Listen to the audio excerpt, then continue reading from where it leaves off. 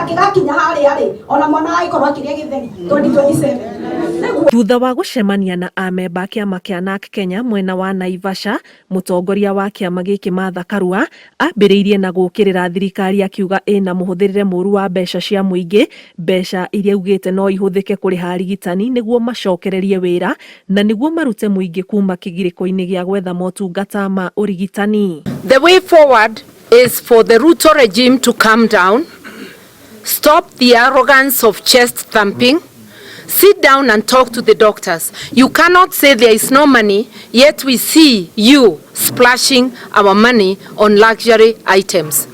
The tea alone taken at State House is enough to meet the doctor's demands. Agĩthiĩ na mbere kũruta thirikari mahĩtia guoka nĩ maũndũ marahutania no tungata, augĩte ngukumio ya bataraitha ya magendo ĩrĩa hithũkĩtio icigo-inĩ itiganĩte cia bũrũri nĩ ũndũ ũngĩ wĩkĩrĩte thirikari ya William Ruto mageca na kuonania ũtingiaru wayo wa gũkinyanĩria wĩigĩrĩrĩki wayo kũrĩ mũingĩ. The fertilizer scandal is yet another demonstration of callousness of this regime, selling fake fertilizer and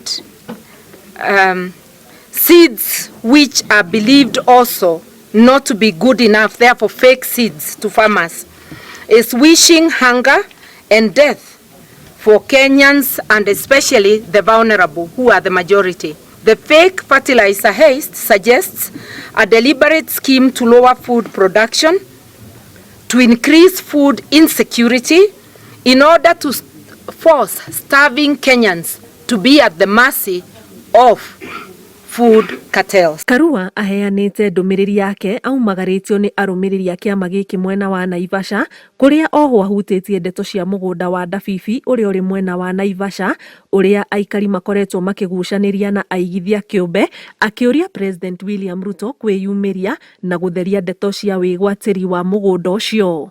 Thousands of families in Ndabibi farm within Naivasha can be dispossessed and face imminent eviction without a word from the regime is surprising as it is sad. We are staring at the making of a humanitarian crisis of great proportions. Alas, for Ndabibi, it is Ruto himself who is said to be the buyer in quotes of the 5,000 acres from a Mr. Kipkulei.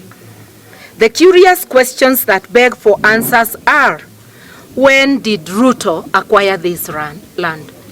How much did he pay? What was his source of money? Ngĩribotera Inooro TV, njĩtagwo Ani Ngigĩ wa Nyamũ.